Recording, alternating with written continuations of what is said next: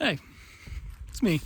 I'm out here getting ready to show this beautiful listing on the backside of Horsetooth, but I wanted to recap the 25 market and kind of maybe talk about what 26 might look like. Now, this is something I do every year right around Martin Luther King Day because it's when I've wrapped up most of my analysis on what the market did and putting together the Noco home report. So here's the big takeaways. What everybody wants to know right off the bat: did the market appreciate? Yes, but it was not something great. You know, it was like a 0.5% in Fort Collins, 0.5% in Loveland.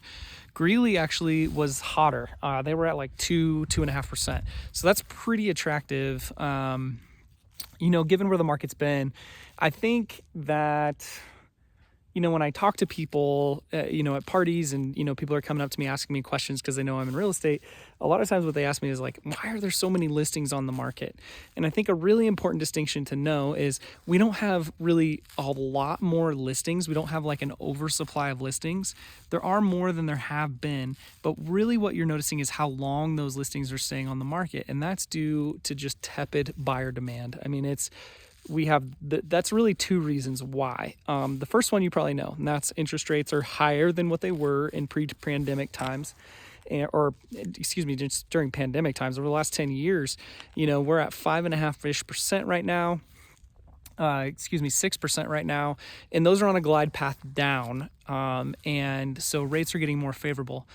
And I really want to mention that these rates are actually pretty good when you look at the historic norms. The rates that we saw at 2 and 3 and 4% were way below what they've historically been. I'm not sure if we'll see one of those in our lifetime again. If it has, it means that we've had some kind of recession or something like that. So get used to that 6%-ish interest rate.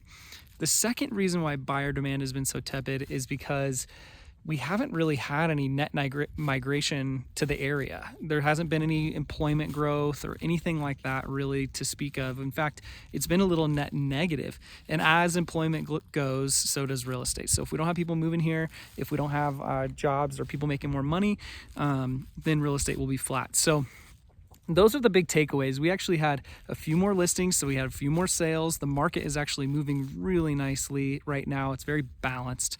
And so here's what I would say for 26. So for 26, we're going to have very similar appreciation, I think, maybe slightly higher. I don't think we're going to crack into that 4% but we're going to start moving closer to our 30-year average, which is about 5.2%. So we're going to get closer to that 5.2, but I don't think we're going to make it there.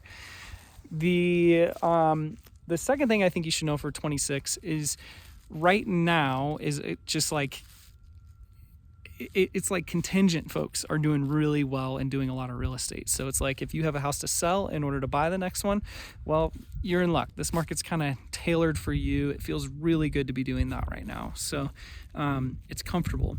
Buyers, you're not going to have to just commit to a house right away. You know, you can go see it, you can feel it, you can just make sure it's the right house for you, and then you can write the offer. Man, it's so beautiful up here.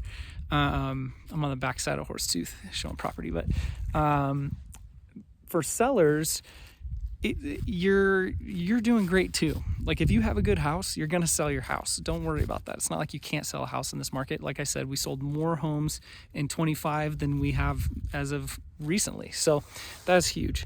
Now, something I would say is you need to prepare as sellers, right? So you need to have, the house needs to be looking good.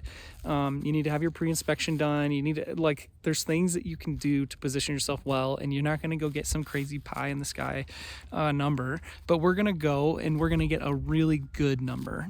So it's not like you're leaving money on the table or anything for selling right now. That's for sure.